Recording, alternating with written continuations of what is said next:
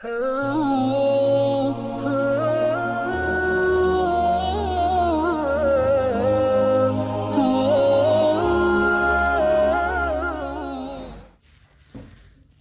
علیکم ورحمۃ اللہ وبرکاتہ. امید ہے آپ سب لوگ خیریت سے ہوں گے. آج ہم انشاءاللہ سورہ الشرح یا اس کو کہا جاتا ہے انشراح، سورہ انشراح یا سورہ الشرح کے نام سے، سورہ نمبر 94 ہے جز امہ میں. انشاءاللہ اس کی تفسیر پڑھیں گے. دعا کر لیتے ہیں. اعوذ باللہ من الشیطان الرجیم، بسم اللہ الرحمن الرحیم. اللہم ارنا الاشیاء کما ہی، اے اللہ ہمیں چیزیں ویسی دکھائیے جیسی کہ وہ ہیں. اللہم ارنا الحق حقا وارزقنا اتباعہ وارنا الباطل باطلا وارزقنا اجتنابہ.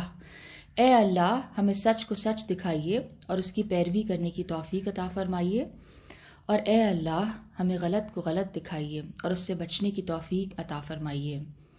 اللہم انفعنا بما علمتنا وعلمنا ما ینفعنا وزدنا علما. اے اللہ ہمیں فائدہ پہنچائیں اس علم سے جو ہم حاصل کریں، اور ہمیں وہ علم سکھائیں جس سے ہمیں فائدہ ہو اور ہمیں علم میں بڑھائیں. ربنا لا تؤاخذنا ان نسینا او اخطأنا ربنا ولا تحمل علینا اصرا كما حملته على الذین من قبلنا ربنا ولا تحملنا ما لا طاقة لنا به واعف عنا واغفر لنا وارحمنا انت مولانا فانصرنا على القوم الكافرین. اے پروردگار اگر ہم سے بھول یا چوک ہو گئی ہو تو ہم سے مواخذہ نہ کیجیے. اے پروردگار ہم پر ایسا بوجھ نہ ڈالیے جیسا آپ نے ہم سے پہلے لوگوں پر ڈالا تھا. اے پروردگار جتنا بوجھ اٹھانے کی ہم میں طاقت نہیں اتنا ہم پر نہ ڈالیے. اور اے پروردگار ہمارے گناہوں سے درگزر کیجیے اور ہمیں بخش دیجیے اور ہم پر رحم فرمائیے. آپ ہی ہمارے مالک ہیں اور ہم کو کافروں پر غالب فرمائیے. آمین یا رب العالمین. سورہ الشرح یا سورہ انشراح یا علم نشرح یہ سب اس کے نام ہیں. یہ مکی سورہ ہے. کل آیات اس میں 8 ہیں. جیسے میں نے کہا سورہ نمبر 94 قرآن پاک کی سورہ نمبر 94 ہے. بسم اللہ الرحمن الرحیم. پہلے میں سورہ کی تلاوت کرتی ہوں ترجمے کے ساتھ، پھر انشاءاللہ اس کی تفسیر کرتے ہیں. علم نشرح لک صدرک، کیا ہم نے آپ کا سینہ نہیں کھول دیا. ووضعنا عنک وزرک، اور کیا آپ سے آپ کا وہ بوجھ نہیں اتار دیا. الذی انقض ظہرک، جس نے آپ کی کمر جھکا دی تھی. ورفعنا لک ذکرک، اور ہم نے آپ کا ذکر بلند کر دیا. فإن مع العسر یسرا، پس بے شک ہر مشکل کے ساتھ آسانی ہے. ان مع العسر یسرا، بے شک ہر مشکل کے ساتھ آسانی ہے. فَإِذَا فَرَغْتَ فَانصَبْ، پس جب آپ تبلیغ احکام سے فارغ ہو جائیں تو ریاضت کیجیے. وَإِلَىٰ رَبِّكَ فَارْغَب، اور اپنے رب کی طرف دل لگائیے. تو یہ سورہ الشرح چھوٹی سی سورہ ہے. یہ سورت بھی جیسے میں نے کہا مکی ہے، اور جمہور اہل تفسیر کی رائے میں اس سورت کا سابقہ سورت سے بہت گہرا تعلق ہے اور ربط ہے. پچھلی سورت کون سی ہم نے پڑھی؟ سورہ الضحیٰ. تو میجورٹی جو اہل علم ہیں، جو اہل تفسیر ہیں، ان کی رائے میں اس سورت کا پچھلی سورت سے بہت گہرا تعلق ہے. کچھ اہل علم کے نزدیک یہ ایک ہی سورت ہے، یعنی اتنا گہرا کنیکشن ہے ٹاپک میں اور کانٹینٹ میں کہ ایک ہی سورت تک اس کو کہہ دیا گیا. مثلاً ہم دیکھتے ہیں حضرت طاؤس اور حضرت عمر بن عبد العزیز کے نزدیک یہ دونوں ایک ہی صورت ہیں، اور اہل تشیع کے نزدیک بھی یہ دونوں ایک ہی صورت ہیں. اگر ہم ان دونوں صورتوں کے مضامین پر غور کریں تو جیسے میں نے کہا ان میں بہت گہری مماثلت نظر آتی ہے. دونوں صورتوں میں حضور صلی اللہ علیہ وسلم کو تسلی دی گئی ہے اور یہ بتایا گیا ہے کہ جس طرح آپ کی اپنی زندگی میں مشکلات اور پریشانیوں کے ساتھ ساتھ خوشیاں اور آسانیاں بھی آتی رہیں، اسی طرح آپ کی بعد از نبوت زندگی میں بھی آپ کو ان دونوں مراحل سے گزرنا پڑے گا. یعنی ایک اصول بتا دیا گیا اس زندگی کے حوالے سے کہ مشکلیں آئیں گی اور پھر آسانیاں بھی آئیں گی. بسم اللہ الرحمن الرحیم. الم نشرح لک صدرک، کیا ہم نے آپ کا سینہ نہیں کھول دیا؟ یہ وہی ایک سوالیہ انداز ہے، ٹھیک ہے، جیسے سورۃ ضحیٰ میں بھی ہمیں یہی نظر آیا انداز. اچھا، اب یہ جو شرح صدر ہے، ٹھیک ہے، سینہ کھولنا، شرح صدر، یہاں جو سوال اللہ تعالیٰ پوچھ رہے ہیں کہ آپ کا سینہ نہیں کھول دیا، اس سے متعلق اہل تفسیر کی دو رائے ہیں، دو اوپینینز ہیں کہ اس سے کیا مطلب ہے.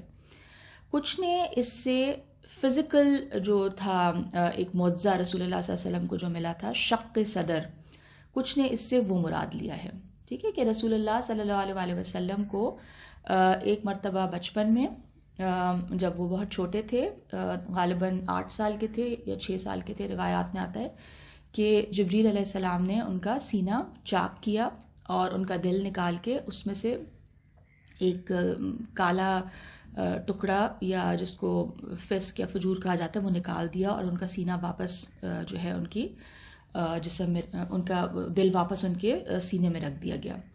تو یہ جو ایک واقعہ ہے جس سے ہم سب واقف ہیں، سیرت میں آتا ہے، اور اسی طرح معراج کے موقع پہ بھی، اس میں ہم آگے انشاءاللہ اور بات کریں گے. تو اس میں روایات میں جیسے میں نے کہا آتا ہے کہ 1 سے زائد بار آپ کے صلی اللہ علیہ وسلم کے سینے کو کھولا گیا. ایک بار بچپن میں، ایک بار جب نبوت ملی، اور ایک بار اسرا اور معراج کے موقع پر، جبکہ کچھ نے اس سے سینے کا کھل جانا مراد لیا ہے. یعنی شرح صدر یا سینے کے کھلنے سے پھر کیا مراد ہے؟ جیسے میں نے کہا کہ ایک تو یہ فزیکل جو فنومینا، جو فزیکل معجزہ رسول اللہ صلی اللہ علیہ وسلم کے ساتھ ہوا تھا، شق صدر جس کو کہا جاتا ہے، اور کچھ اہل تفسیر کی آراء ڈفرنٹ ہیں. عبداللہ بن عباس نے اس سے اسلام مراد لیا ہے، یعنی سینے کا کھل جانا اور اسلام کا یعنی دل میں داخل ہو جانا، اسلام قبول کر لینا. حسن بصری کے نزدیک اس سے مراد علم اور حکمت ہے، کہ رسول اللہ صلی اللہ علیہ وسلم کو جو علم اور حکمت ملی، یہ ان کا سینہ کھلنے سے مراد یہ ہے کہ جو ان کو علم اور حکمت سے نوازا گیا. عطا جو کہ ایک تابعی ہیں، ان کے مطابق اس سے مراد صبر اور برداشت ہے. جو رسول پاک کو جو حلم اور یعنی ایک برداشت اور جو صبر دیا گیا تھا، سینے کھلنے سے یہ مراد ہے، ان کا سینہ کھلنے سے. اور اگر ہم دیکھیں تو یہ تمام چیزیں رسول پاک صلی اللہ علیہ وسلم کے کیریکٹر، ان کے اخلاق میں ہمیں نظر آتی ہیں، تو گویا کہ یہ سب چیزیں ہی مراد ہو سکتی ہیں. علامہ ناصر مکارم شیرازی نے بھی یہی دونوں آراء نقل کی ہیں، یہی دونوں آراء انہوں نے بھی بیان کی ہیں.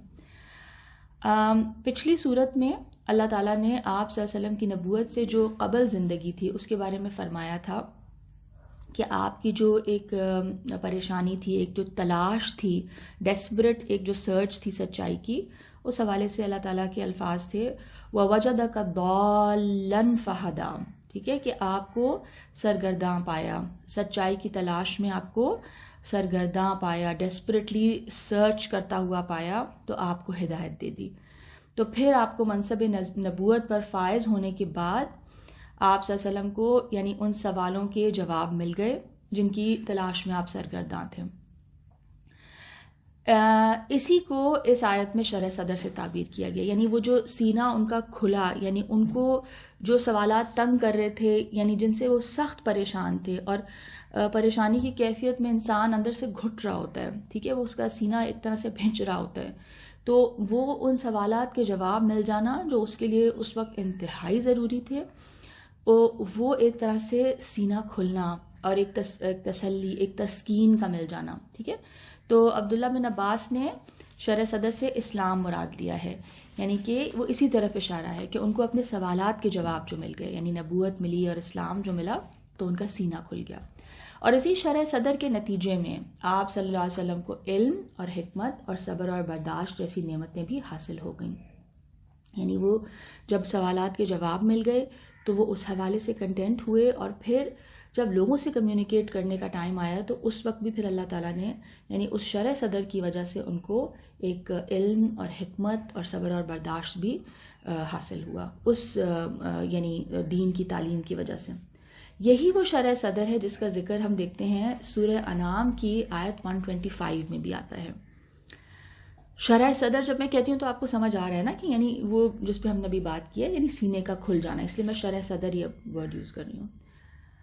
فَمَن يُرِدِ اللَّهُ أَن يَهْدِيَهُ يَشْرَحْ صَدْرَهُ لِلْإِسْلَامِ وَمَن يُرِدْ أَن يُضِلَّهُ يَجْعَلْ صَدْرَهُ ضَيِّقًا حَرَجًا كَأَنَّمَا يَصَّعَّدُ فِي السَّمَاءِ كَذَلِكَ يَجْعَلُ اللَّهُ الرِّجْسَ عَلَى الَّذِينَ لَا يُؤْمِنُونَ.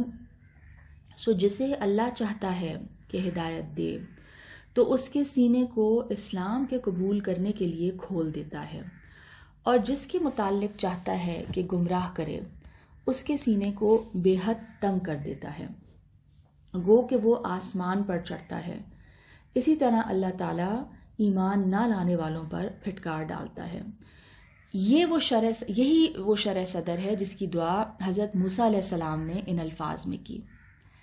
یعنی اس آیت میں جو ابھی ہم نے جو پڑھی، اس میں یعنی یہ سمجھ آ رہا ہے نا کہ آپ ایک چیز کو ایکسیپٹ کرنے کے لیے آپ کا سینہ کھل جانا، ٹھیک ہے، آپ کے اندر ایک ایکسیپٹنس آ جانا، ایک چیز کی انڈرسٹینڈنگ آ جانا، اور اس پہ پھر آپ کا دل کا جم جانا، ٹھیک ہے. یہ بہت بڑی نعمت ہوتی ہے. یعنی اس میں پھر آپ اپنے سارے پریجڈس، اپنے تعصبات، اپنی ایروگنس، اپنا پریویس نالج، سب چیزوں کو ایک طرف کرتے ہیں، اور آپ ایک اوپن مائنڈ کے ساتھ جب ایک چیز کو سمجھتے ہیں، اور وہ چیز جب آپ کے اندر ابزارب ہوتی ہے، سمجھ آ جاتی ہے، جیسے دین کی تعلیم، تو وہ جو فیلنگ ہے، وہ جو ایک کنٹینٹمنٹ اس سے جو حاصل ہوتی ہے، اس کو شرح صدر کہا گیا. اینڈ اس کا اپوزٹ کیا ہے کہ پھر جب آپ اس کو قبول نہیں کر رہے ہوتے تو آپ کلوز مائنڈڈ ہوتے ہیں، جو ایک طرح سے آپ کا دل، آپ کا سینہ بند ہو جاتا ہے، اور پھر وہ آپ کے لیے امپاسبل ہوتا ہے، سمجھ بھی نہیں آتا اور مشکل بھی لگتا ہے. تو اس اسٹیٹ کو ڈسکرائب کیا گیا، اس مینٹل یا ایک جو دل کی ایک کیفیت ہے اس کو بتایا گیا، اور یہی وہ شرح صدر ہے جس کی دعا حضرت موسیٰ علیہ السلام نے کی تھی ان الفاظ میں، جب ان کو اللہ تعالیٰ نے نبوت عطا کی، اللہ ان سے ہم کلام ہوئے، اور اللہ تعالیٰ نے ان کو ایک بہت مائٹی ٹاسک دیا، ایک بہت ہی مشکل کام ایک طرح سے سونپا. اور وہ کیا تھا کہ اس وقت کا جو سب سے بڑا ٹائرنٹ تھا فرعون، اس سے جا کے بات کرنی تھی اور اس سے یعنی دعوت دینی تھی اسلام کی. تو حضرت موسیٰ علیہ السلام کی جو اس وقت کیفیت تھی، ظاہر ہے وہ ایک بشر ہونے کے ناطے وہ پریشان ہوئے، تو انہوں نے اللہ تعالیٰ سے دعا مانگی. قال رب اشرح لی صدری، کیا اس کا ترجمہ ہے، کہا اے میرے رب میرا سینہ کھول دیں. قرآن مجید میں ہم دیکھتے ہیں کہ اللہ تعالیٰ نے کچھ جگہوں پر جو افعال ہیں، یعنی کہ جو کام ہیں، ان کی نسبت اپنی طرف کی ہے، ٹھیک ہے. یعنی اس سے تو ایسے لگ رہا ہے نا کہ اللہ ہی سینہ کھولتے ہیں، تو انسان جو ہے اس کے اگر بس میں نہیں ہے تو پھر اس کو جزا یا سزا کیوں ہے، یہ سوال پیدا ہو سکتا ہے نا. یا ہدایت کے حوالے سے جب اللہ تعالیٰ کئی دفعہ کہتے ہیں کہ ہدایت میں ہی دیتا ہوں، تو کسی کے ذہن میں یہ سوال آ سکتا ہے کہ اگر اللہ ہی ہدایت دیتا ہے تو پھر، اور کئی جگہ یہ بھی کہا گیا کہ انسان جو چاہے وہ ہدایت لے لے، جو چاہے وہ سیدھا راستہ اپنا لے. تو پھر انسان کے ذہن میں کچھ کنفیوژن اس حوالے سے آ سکتی ہے کہ پھر کیا یہ اللہ ہی کی طرف سے دی ہوئی چیز ہے، یا پھر اس میں انسان کی ایفرٹ بھی کچھ کاؤنٹ کرتی ہے. تو اس کانسیپٹ کو تھوڑا سا کلیریفائی کر لیتے ہیں کہ قرآن مجید میں اللہ تعالیٰ نے کچھ جگہوں پر، جیسے میں نے کہا، افعال یا کاموں کی نسبت اپنی طرف کی ہے، اپنے سے ایسوسیٹ کیا ہے، اور کچھ جگہوں پر انسان کی طرف، ٹھیک ہے. کچھ جگہوں پر یہ کہا ہے انسان اگر چاہے تو ایمان لے آئے، چاہے تو کفر کرے، اور کچھ جگہ پہ کیا کہا ہے، اللہ تعالیٰ جسے چاہتے ہیں ہدایت دیتے ہیں اور جسے چاہتے ہیں گمراہ کرتے ہیں. اور اسی وجہ سے بیکاز آف دیز ڈیفرنگ آیات، اس کی وجہ سے کیا ہوا تھا، ہماری ہسٹری میں ہم دیکھتے ہیں دو بڑے گروپس بنے، دو بڑے گروہ بنے اس انڈرسٹینڈنگ کی بیسس پہ. ان کو کہا جاتا ہے جبریہ اور قدریہ. جبریہ نے کیا کیا کہ ان آیات کو اصولی مانا، یعنی وہ آیات انہوں نے پک کی جن میں افعال کی نسبت اللہ تعالیٰ نے اپنی طرف فرمائی، اور پھر کنکلوژن کیا انہوں نے ریچ کی کہ ہر چیز اللہ ہی کے اذن سے ہوتی ہے، تو انسان کے بس میں کچھ بھی نہیں ہے. تو اللہ جو چاہتا ہے وہ کرتا ہے، جسے چاہتا ہے ہدایت دیتا ہے، and it is completely totally in his control, اور انسان کے بس میں کچھ بھی نہیں ہے، اس کے اختیار اور ارادے میں کچھ بھی نہیں ہے. اور قدریہ نے ان آیات کو اصولی مانا جن میں افعال یعنی کاموں کی نسبت انسان کی طرف کی گئی ہے. اب دونوں کی جو آراء ہیں اور جو متعلقہ آیات کو ہم پیش نظر رکھ کر کچھ پھر اہل علم نے یہ تفہیم یا یہ انڈرسٹینڈنگ پیش کی ہے کہ اس طرح کی آیات جو ہیں وہ در حقیقت کیا بتا رہی ہیں، ان اصولوں اور قوانین کی طرف اشارہ کرتی ہیں جو اللہ تعالیٰ نے وضع کیے ہیں. یعنی جب بھی اس طرح کی آیت آئے تو آپ اپنے ذہن میں یہ بات رکھیں کہ یہاں پر اللہ تعالیٰ کیا بتا رہے ہیں، کچھ اصول بیان کر رہے ہیں. یعنی جس طرح اللہ تعالیٰ کی فزیکل کائنات میں کچھ اصول ہیں جو کہ آپریٹ کرتے ہیں، جن کو ہم لاز کہتے ہیں، سائنٹیفک لاز کہتے ہیں، نیچرل لاز کہتے ہیں، تو اسی طریقے سے ہدایت کے حوالے سے بھی کچھ اصول ہیں، اور وہ اللہ تعالیٰ ان اصولوں کی طرف اشارہ کرتے ہیں اس طرح کی آیات میں. اور جیسے میں نے کہا کہ وہ اصول جب انسان اپناتا ہے یا جب ان اصولوں پہ عمل کرتا ہے کہ انسان اپنے فار ایگزامپل اگر اللہ نے کہا ہے کہ ہدایت اس کو دی جائے گی جس کے دل میں ایروگنس نہیں ہوگی، کبر نہیں ہوگا، جو تعصب کا شکار نہیں ہوگا، جو سچائی کو جاننا چاہتا ہے نو میٹر واٹ، جو سچائی کی تلاش میں ہے، ٹھیک ہے، اس کا کوئی اور ویسٹڈ انٹرسٹ نہیں ہے. تو یہ سب چیزیں جب ایک انسان ان چیزوں پہ عمل کرے گا اور ورک کرے گا اپنے اوپر، تو پھر وہ ہدایت پا سکتا ہے. اور اگر وہ نہیں کرے گا تو وہ جتنا مرضی علم حاصل کر لے وہ ہدایت نہیں پا سکے گا، وہ ان چیزوں پہ عمل نہیں کر سکے گا. تو اس کو آئی ہوپ کہ this what ever I just said has clarified something for you or it's making sense to you، کیونکہ یہ سمجھنا بہت ضروری ہے، ورنہ انسان کے ذہن میں کنفیوژن آ سکتی ہے. ٹھیک ہے، تو جہاں پر اللہ تعالیٰ اپنی طرف بھی منسوب کرتے ہیں تو اس سے مراد کیا ہوگا پھر کہ اللہ ہدایت جسے چاہتا ہے دیتا ہے، اس سے پھر کیا مطلب ہوگا؟ بالکل، یعنی کہ اللہ تعالیٰ نے جو اصول بنا لیے ہیں ان کو فالو جو کر لے گا تو اسے ہدایت مل جائے گی. ٹھیک ہے، تو پھر انسان یعنی یہاں پہ پھر اختیار انسان کے ہاتھ میں ہی دے دیا گیا ہے. لیکن یہاں پہ کیونکہ وہ اصول اللہ نے بنائے ہیں اس لیے اللہ تعالیٰ نے اس فعل کی نسبت اپنی طرف کر لی. آئی ہوپ کہ یہ سب کو کلیئر ہو گیا. کلاس کے بعد اگر آپ کو کوئی سوال ہو آپ پلیز پوچھ لیجیے گا. جزاک اللہ. تو اس لیے ہم یہ دیکھتے ہیں کہ اللہ تعالیٰ نے افعال کی نسبت اپنی طرف بھی کی ہے، اور انسان چونکہ ان کاموں کو کرتا ہے تو اس لیے پھر ان افعال کی نسبت یا ان کاموں کی نسبت انسان کی طرف بھی کی جاتی ہے. قانون اللہ نے بنائے ہیں اس لیے اللہ نے اپنے سے بھی ایسوسیٹ کیا ہے، اور کام جو ہے وہ انسان بجا لاتا ہے تو اس لیے پھر انسان سے بھی ایسوسیٹ کیا ہے. وَوَضَعْنَا عَنْكَ وِزْرَكَ، اور کیا آپ سے آپ کا وہ بوجھ نہیں اتار دیا، الَّذِي أَنْقَضَ ظَهْرَكَ، جس نے آپ کی کمر جھکا دی تھی. ٹھیک ہے، پہلے شرح صدر کی بات ہوئی کہ آپ کا سینہ کھول دیا، آپ کو اسلام دے دیا، آپ کو علم حکمت دے دی، اور پھر اللہ تعالیٰ کیا کہہ رہے ہیں، اور آپ سے آپ کا وہ بوجھ نہ اتار دیا جس نے آپ کی کمر جھکا دی تھی. اب یہاں پہ بوجھ کے لیے جو لفظ آیا نا وزر، اس آیت میں جو لفظ وزر ہے اس سے متعلق ہم دیکھتے ہیں اہل تفسیر کی اگین مختلف آراء ہیں، ڈفرینٹ اوپینینز ہیں.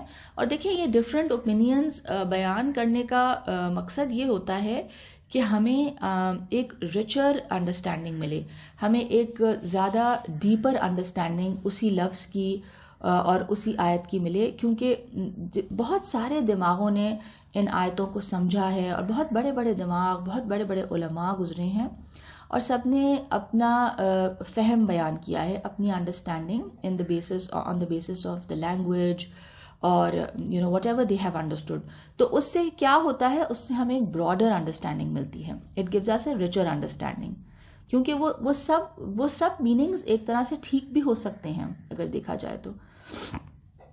تو میں نے جیسے کہا مختلف اوپینینز ہیں. اب چونکہ اس آیت مبارکہ میں لفظ وزر کی کوئی وضاحت نہیں ہے، اللہ نے یہاں پہ یہ نہیں بتایا کہ کون سا بوجھ تھا، وہ کیا بوجھ تھا، اس وجہ سے پھر ہم دیکھتے ہیں کہ مفسرین نے، کیونکہ یہ ویگ ایک بات ہے نا، یعنی ایک جنرل بات اللہ نے کر دی کہ ایک بوجھ اتار دیا، تو اب اس وجہ سے پھر جو ہے ہم دیکھتے ہیں کہ مفسرین نے اس لفظ کے مفہوم میں پھر ان کے اندر اختلاف پیدا ہوا. عربی زبان میں وزر کے معنی بوجھ کے ہیں، اور یہاں اس کی وضاحت نہیں ہے.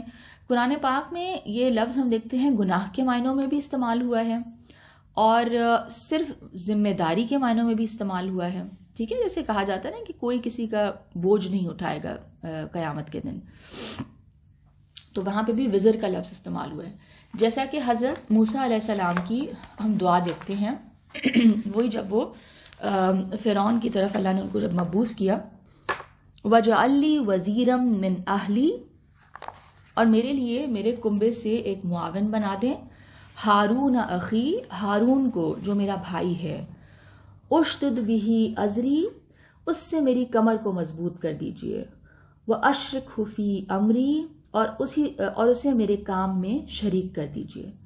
یہاں پر ہم دیکھتے ہیں کہ جو لفظ وزیر استعمال ہوا ہے, انہوں نے کیا فرمایا کہ وزیر بنا دیں میرے اہل میں سے. یہ لفظ وزر سے ماخوذ ہے. ٹھیک ہے, اس کا روٹ ورڈ وزر ہی ہے, بوجھ اٹھانے والا.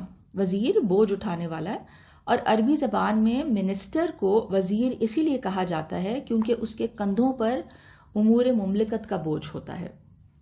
حضرت موسیٰ علیہ السلام کو جب منصب نبوت پر فائز کیا گیا اور اس منصب کی, اس پوزیشن کی جو بھاری بھرکم ذمہ داریاں تھیں, اور حضرت موسیٰ علیہ السلام نے جب ان کا تصور کیا تو پھر اللہ تعالیٰ سے یہ دعا مانگی کہ ان بھاری بھرکم ذمہ داریوں میں ہاتھ پٹانے کے لیے میرے بھائی کو میرا مددگار اور معاون بنا دیجیے.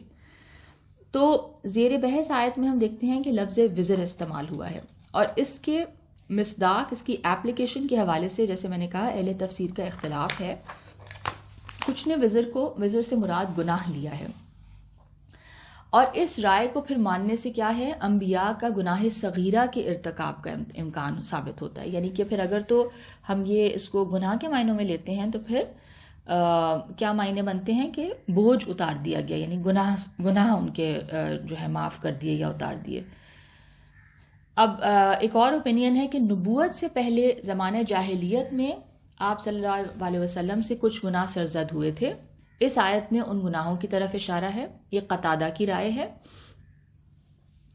وزر سے نمبر 3, وزر سے نبوت کی ذمہ داریاں مراد ہیں. ٹھیک ہے. نمبر 4, وزر سے مراد دین ابراہیمی میں مکے کے مشرکین کی شامل کردہ بدعات ہیں. ایک طرح سے کہ وہ بدعات ہٹا دیں, وہ بوجھ جو تھے جو دین میں ایڈیشنز کر دیے تھے انہوں نے اپنی طرف سے. نمبر 5, اس سے امت کے گناہ مراد ہیں. نمبر 6, اللہ تعالیٰ نے آپ صلی اللہ علیہ وسلم کو گناہوں سے حفاظت دے دی تھی, یعنی گناہ سرزد ہونے سے جو تکلیف ہونی تھی اس سے آپ صلی اللہ علیہ وسلم کو محفوظ کر دیا. نمبر 7, وزر سے مراد وہ ہیبت اور خوف ہے جو پہلی وحی کے موقع پر رسول اللہ صلی اللہ علیہ وسلم پر طاری ہوا تھا, وہ ہیبت ہٹا دی. نمبر 8, اس سے مشرکین کی طرف سے دی جانے والی تکلیفیں اور الزامات ہیں, ان کا بوجھ ہٹا دیا. نمبر 9, اگر یہ صورت ابو طالب کی وفات کے بعد نازل ہوئی ہے تو وزر سے آپ صلی اللہ علیہ وسلم کا وہ غم مراد ہے جو ان کی وفات سے آپ صلی اللہ علیہ وسلم کو ہوا.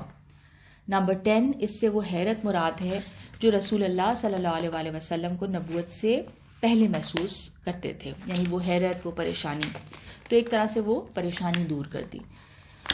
اب ہم یہ دیکھتے ہیں کہ مختلف جو مفسرین ہیں انہوں نے ان میں سے مختلف آراء کو ترجیح دی ہے.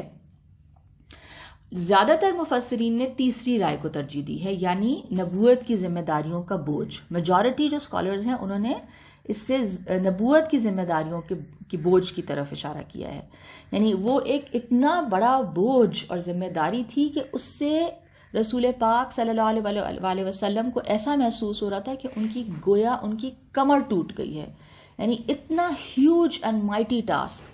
ٹھیک ہے, تو اس کو اللہ تعالیٰ نے ان کے لیے آسان کیا. تو میجورٹی علماء کا رجحان اسی طرف گیا ہے.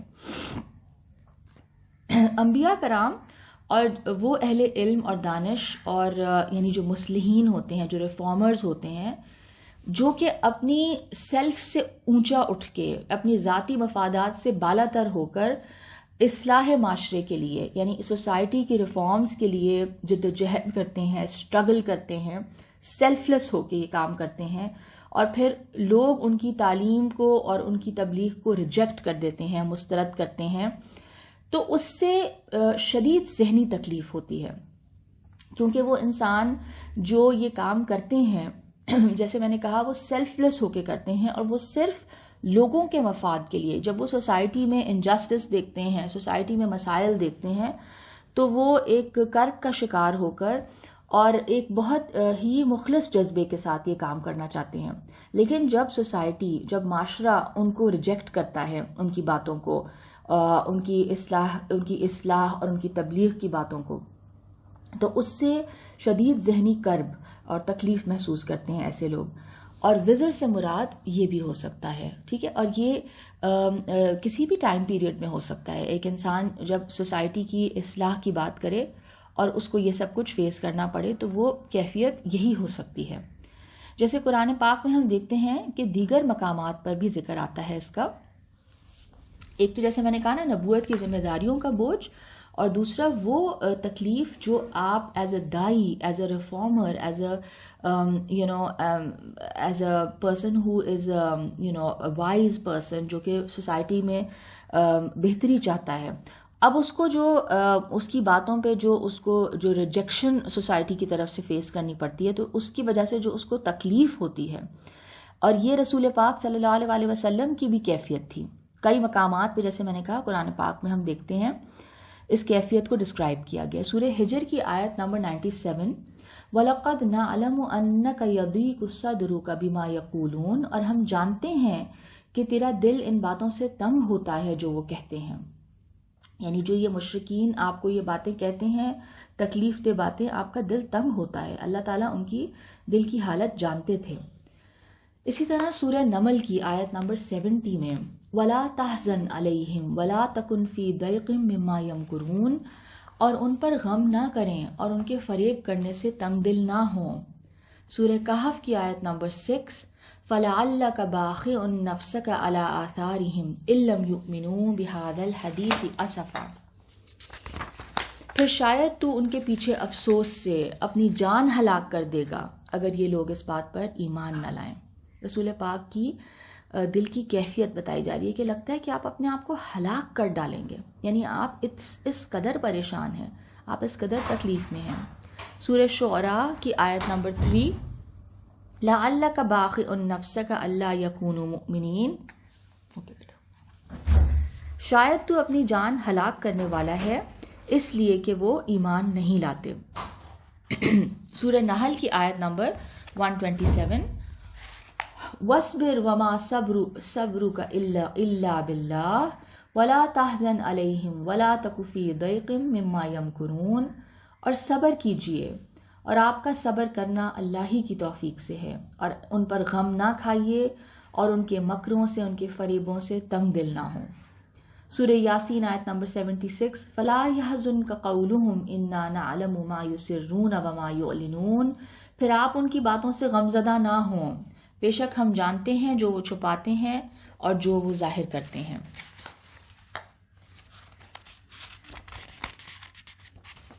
اسی طرح ہم دیکھتے ہیں سورہ لقمان کی آیت نمبر 23، وَمَنْ كَفَرَ فَلَا يَحْزُنْكَ كُفْرُهُ إِلَيْنَا مَرْجِعُهُمْ فَنُنَبِّئُهُم بِمَا عَمِلُوا إِنَّ اللَّهَ عَلِيمٌ بِذَاتِ الصُّدُورِ، اور جس نے انکار کیا بس تو اس کے انکار سے غم نہ کھا، انہیں ہمارے پاس آنا ہے، پھر ہم انہیں بتا دیں گے کہ انہوں نے کیا کیا ہے، بے شک اللہ دلوں کے راز جانتا ہے.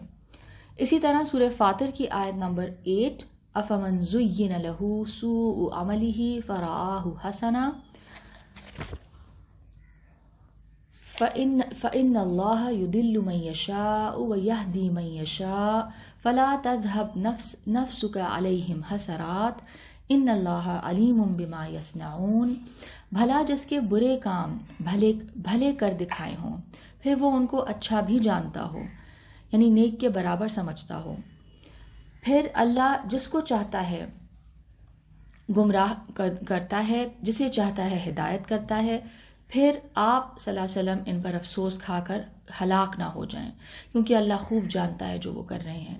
تو یہاں پر جیسے میں نے کہا کہ وہ جو یعنی جو ایک اسٹیٹ ہوتی ہے نا، ایک بہت ہی سنسیئر ایک ریفارمر یا ایک دائی کی جو ایک مینٹل اسٹیٹ ہو جاتی ہے جب سوسائٹی اس کو ریجیکٹ کرتی ہے، تو وہ ایک شدید کرب اور ذہنی تکلیف میں کا شکار ہوتا ہے، کیونکہ وہ سیلف لیس ہو کر لوگوں کے فائدے کے لیے، معاشرے کے فائدے کے لیے بات کرتا ہے، اور لوگ جب اس کی سنسیئر یعنی اس کی سجیشنز اور اس کی تجاویز، اور نبی کے معاملے میں تو جو وحی نبی پہ نازل ہوتی ہے وہ اس کے لیے فائنل ٹروتھ اور حجت ہے اللہ تعالیٰ کی طرف سے، تو وہ اس کے اوپر اس قدر یعنی ایک طرح سے کنٹینٹ اور اس طرح سے سیٹسفائیڈ ہوتا ہے، تو وہ پھر اس شخص کے لیے شدید تکلیف کا باعث ہے جب سوسائٹی اس کو ریجیکٹ کرتی ہے۔ اور ان آیات میں حضور صلی اللہ علیہ وسلم کے جس ضیق قلب، یعنی وہ جو ان کا سینہ بھنچ رہا تھا اور جو حزن اور جو غم ان کا ہوتا تھا، اس کا ذکر ہے،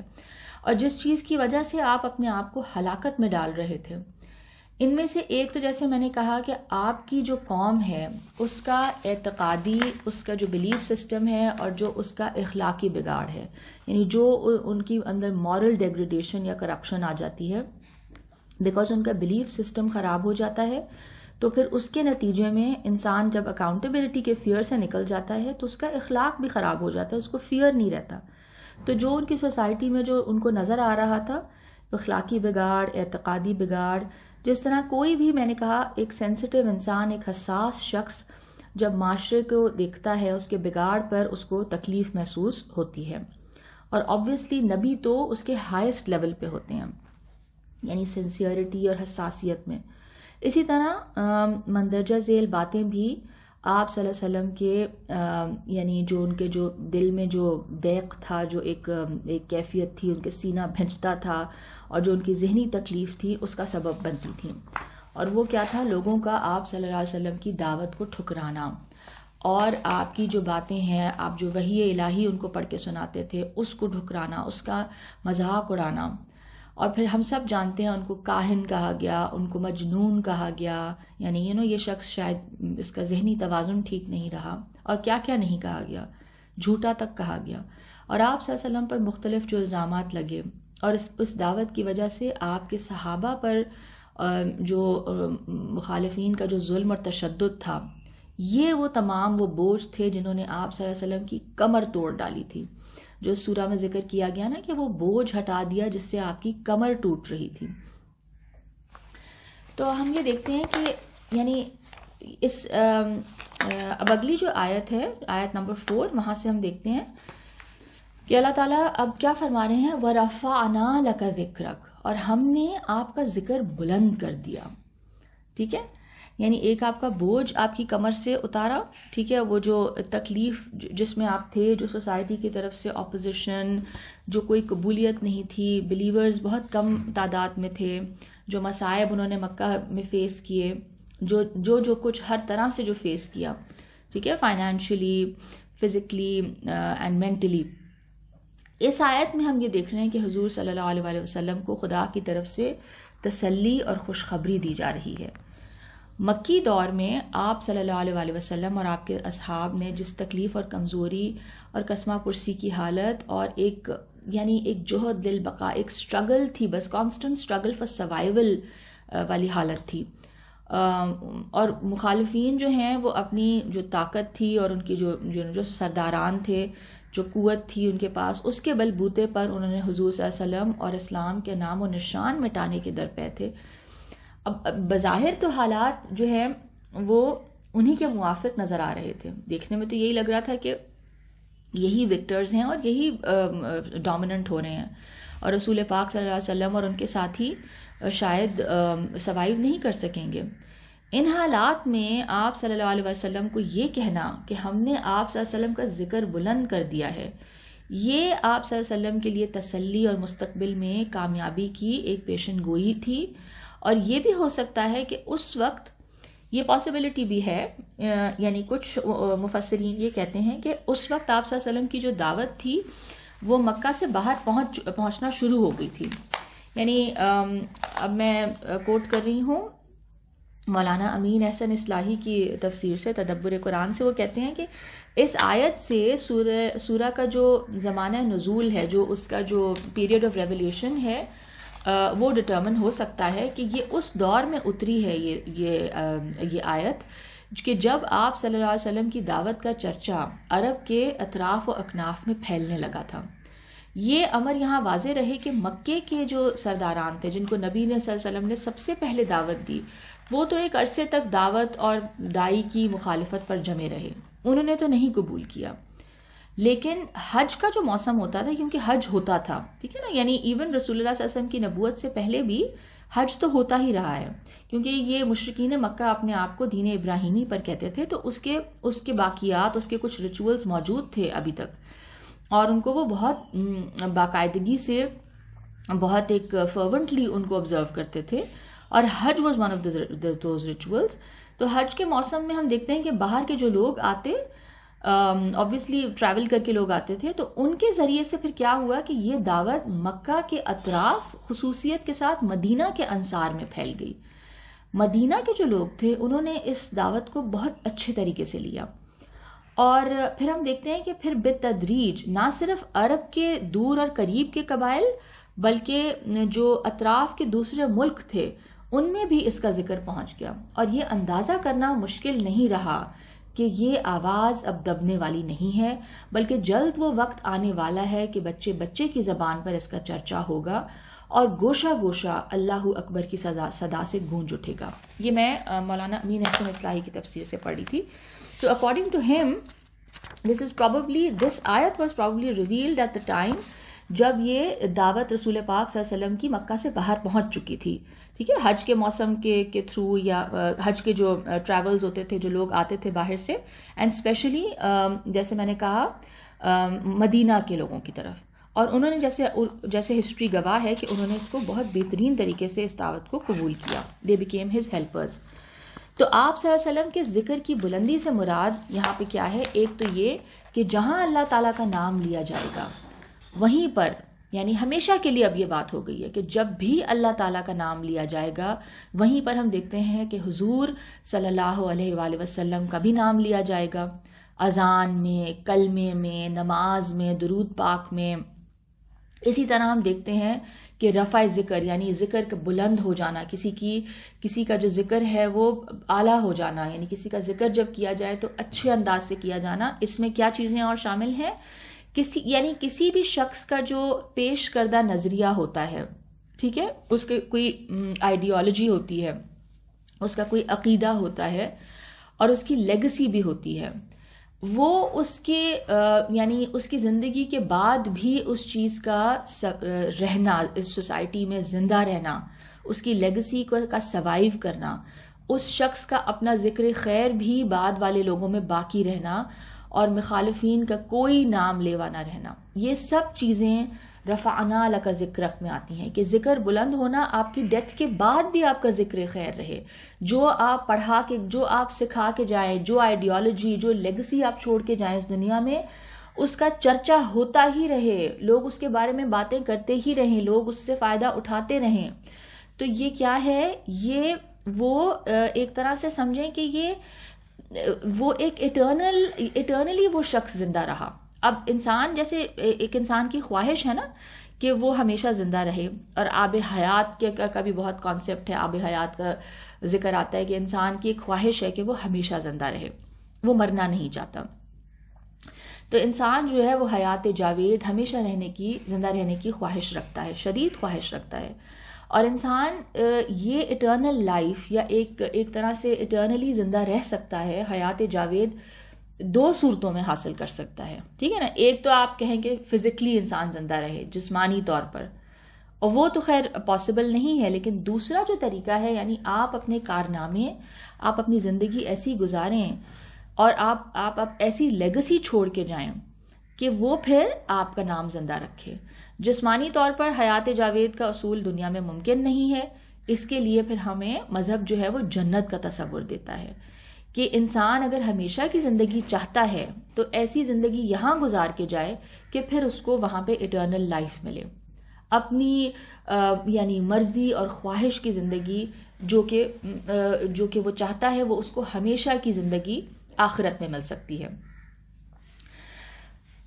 ایک تو یہ کانسیپٹ ہے، اور دوسری طور پر ہم کیا، جیسے میں نے ذکر کیا کہ اس دنیا میں بھی ہم زندہ رہ سکتے ہیں on the basis of the kind of legacy we leave behind, کہ ہم اس دنیا میں حیات جاوید حاصل کر سکتے ہیں.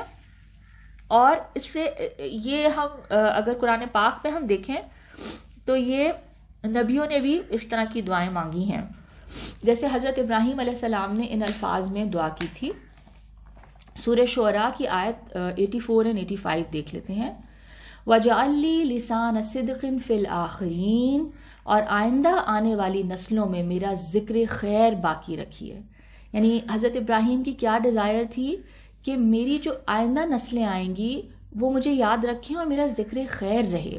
یعنی مجھے جب یاد کیا جائے یا میری ایک یاد باقی رہے، اور وہ کیسی یاد ہو؟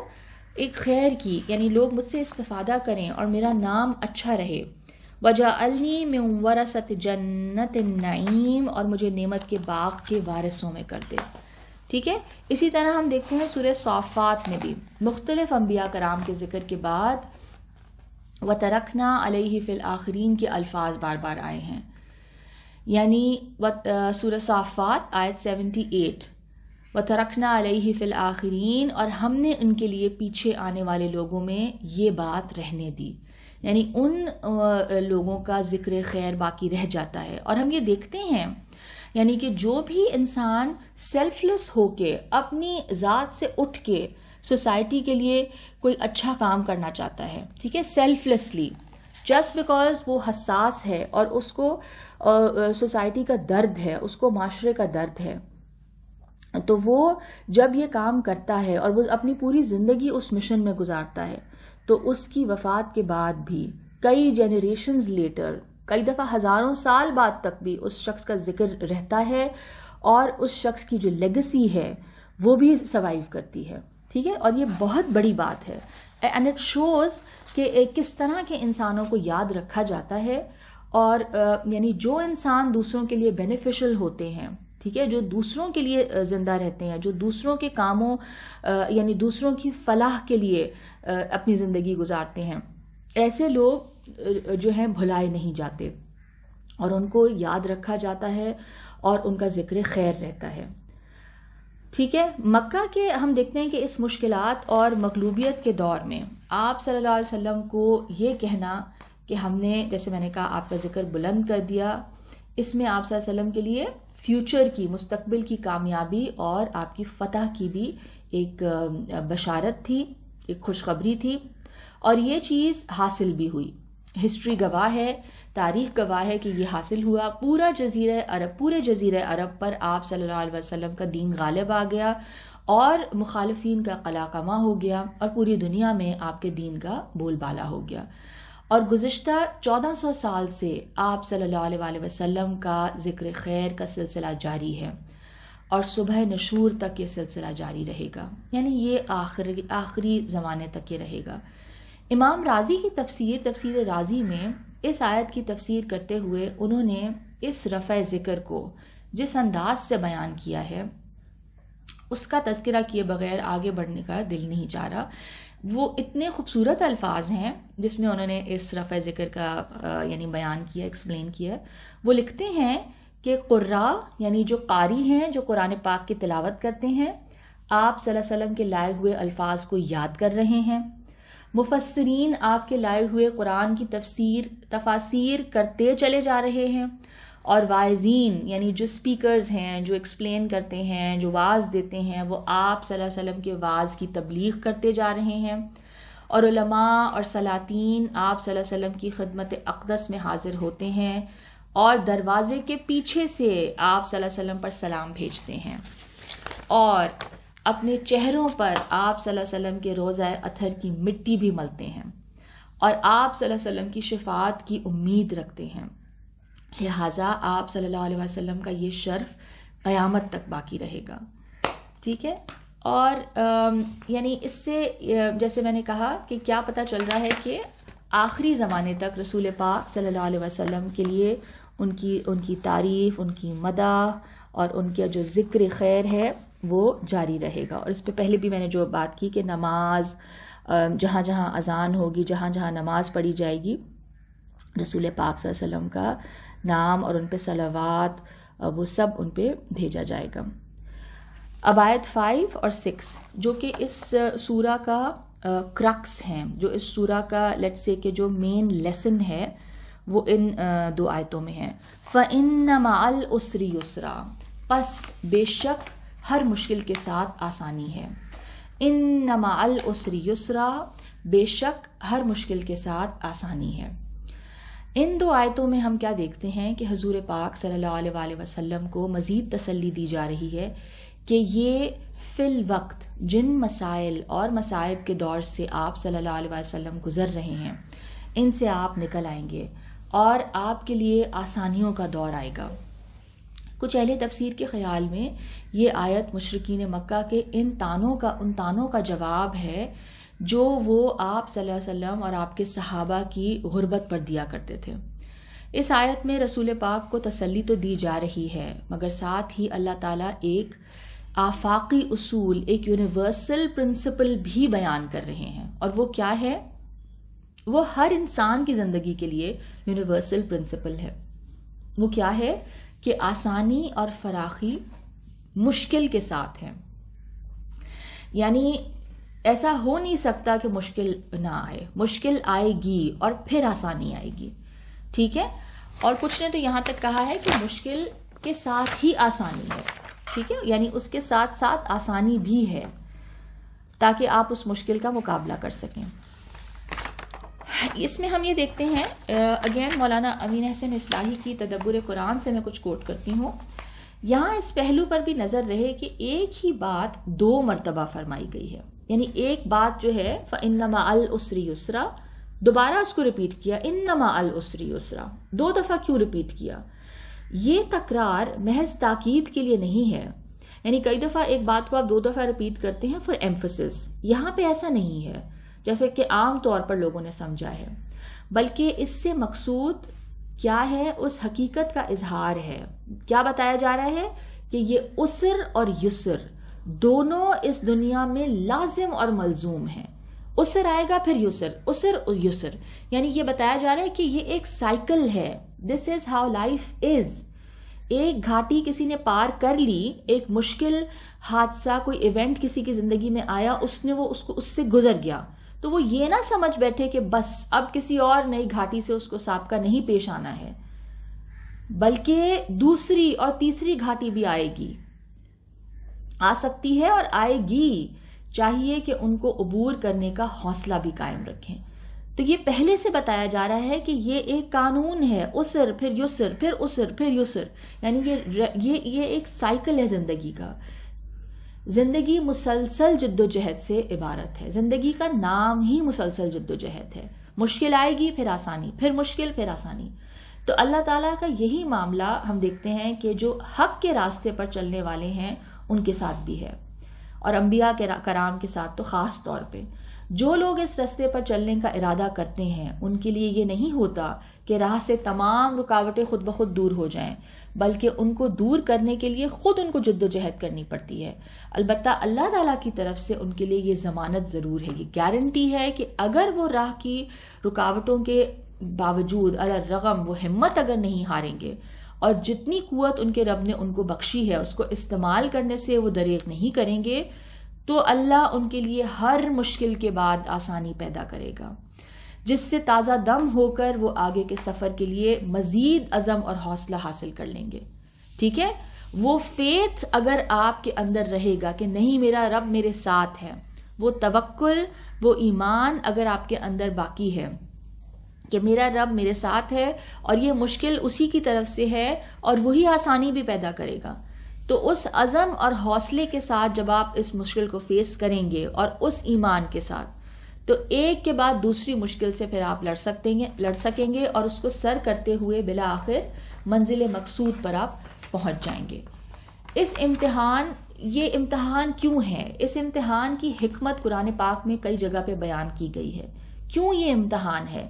عسر اور پھر یسر، عسر یسر کیوں ہے یہ اس لیے ہے کہ اس طرح اللہ تعالیٰ منافق اور مخلص، راست باز اور ریاکار میں امتیاز کرتا ہے، یعنی پتہ چل جاتا ہے جب انسان مشکل میں ہوتا ہے اس کو اپنے ایمان کا اندازہ خود بھی ہو جاتا ہے اور دوسروں کو بھی ہو جاتا ہے کہ یعنی کیا وہ اللہ پہ بھروسہ کر رہا ہے یا وہ نہیں کر رہا، کیا اس کا خدا پہ ایمان ہے یا نہیں ہے، اور وہ تاکہ ہر ایک اپنے اعمال کے مطابق پھر جزا یا سزا پالے، کسی کو یہ شکایت نہ رہے کہ اس کے ساتھ ناانصافی کی گئی ہے۔ اگر یہ امتحان نہ ہو تو کھوٹے اور کھرے میں وہ امتیاز نہیں ہو سکتا جو ہر ایک پر حجت قائم کر دے. تو یہ کیا سمجھ میں آتا ہے اس سے کہ یہ عسر اور یسر اس دنیا کا جس طرح سے اللہ تعالیٰ نے یہ فزیکل دنیا بنائی ہے اور اس میں کچھ لاز رکھ دیے, کچھ یونیورسل, کچھ نیچرل لاز ہیں, کچھ سائنٹیفک لاز ہیں جن پر یہ دنیا چلتی ہے, تو اسی طریقے سے ہماری زندگی میں جو یعنی ہماری زندگی جس طریقے سے گزرتی ہے, ہماری زندگی کے جو حالات ہیں ان کے حوالے سے بھی اللہ نے بتا دیا کہ سب کی زندگیوں میں, سب کی تقدیروں میں عسر اور یسر رکھ دیا گیا ہے.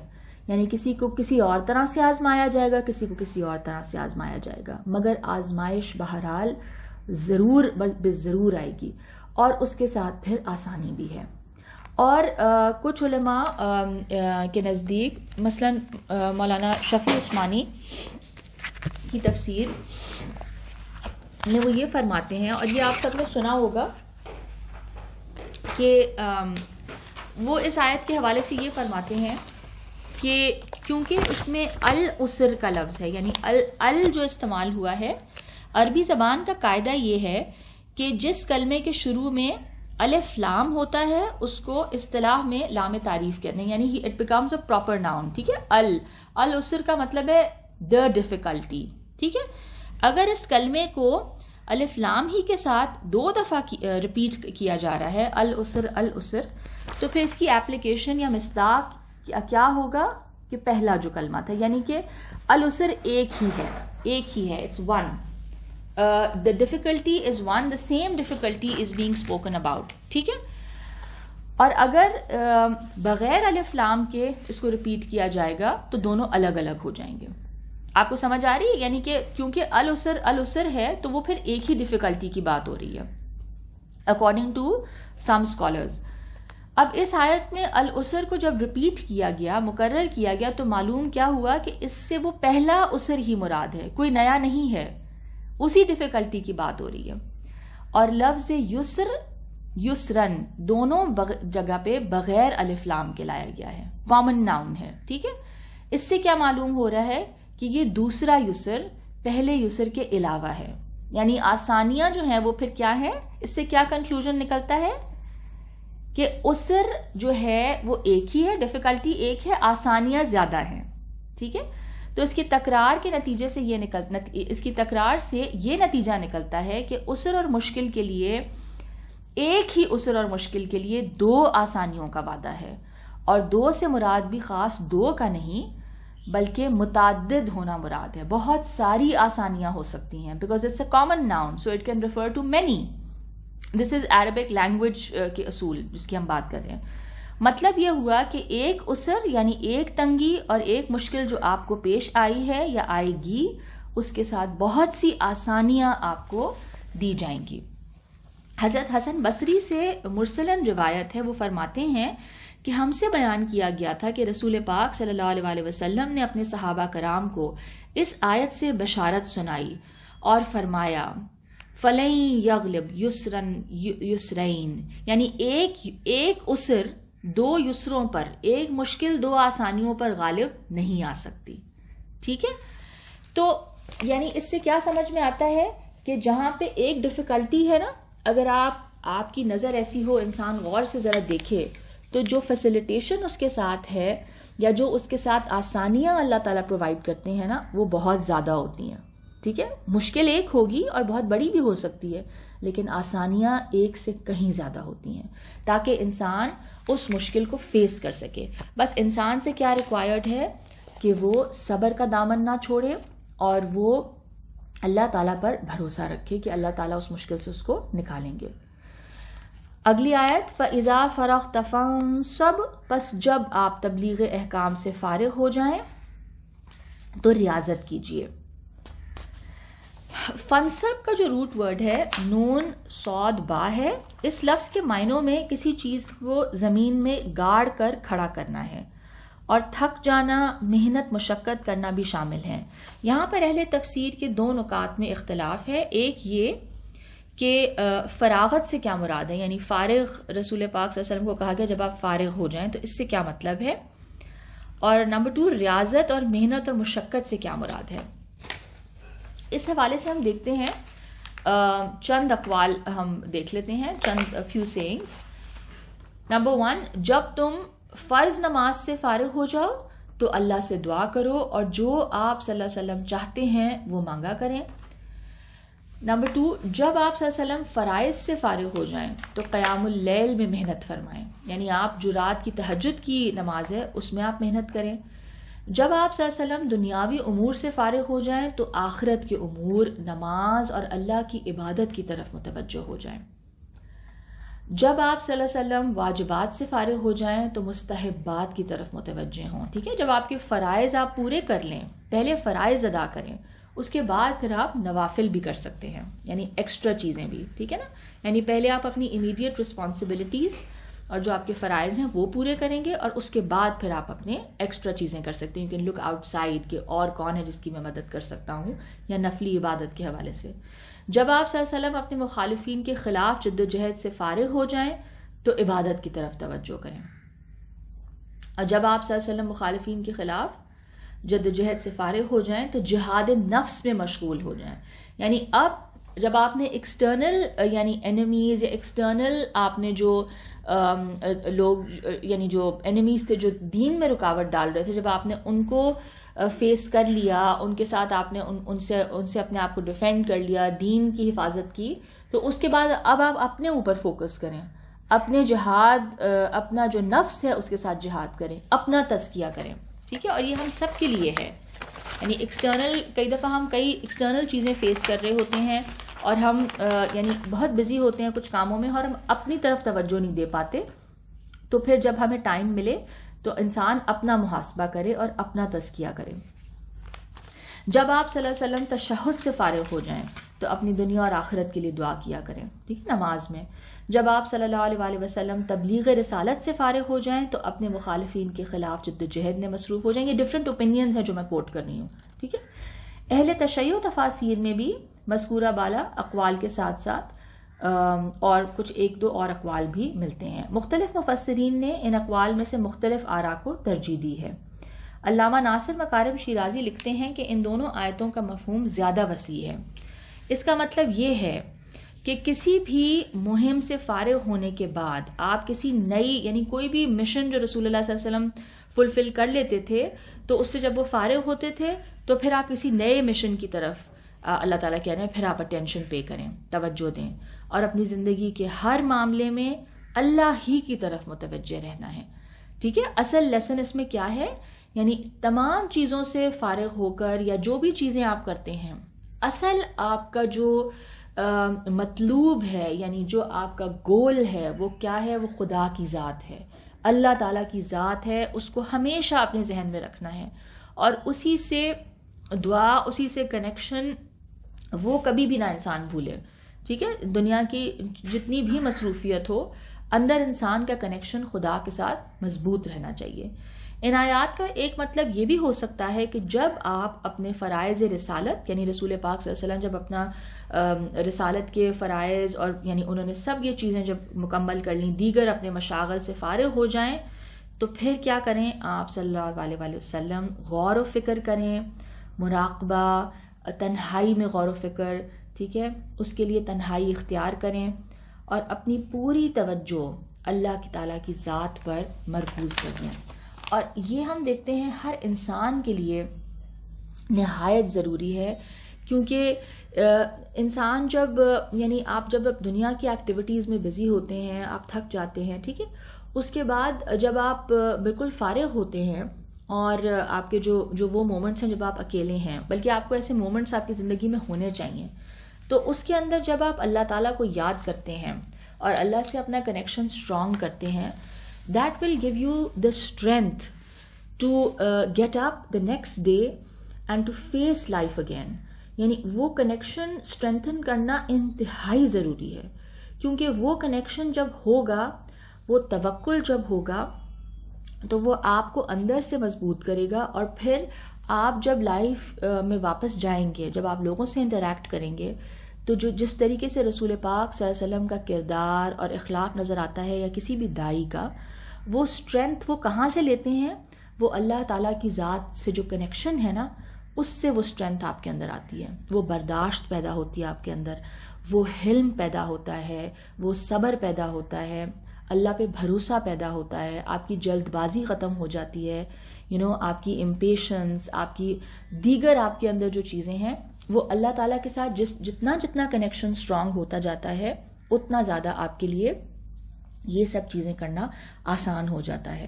اور اللہ سے کنیکشن اسٹرانگ کرنے کے بہت سے طریقے ہو سکتے ہیں. انسان اللہ تعالیٰ کی آیات میں غور کرے. ایک تو قرآن کی آیات ہیں، دوسرا جو نیچر میں اللہ تعالیٰ نے کہا ہے غور کرو.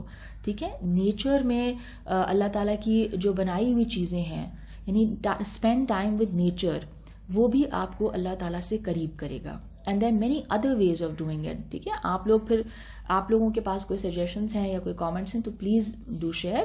Well end the class here. ربنا تقبل منا انک انت السمیع العلیم وتب علینا انک انت التواب الرحیم. سبحانک اللہم وبحمدک نشہد ان لا الہ الا انت نستغفرک ونتوب الیک. آمین.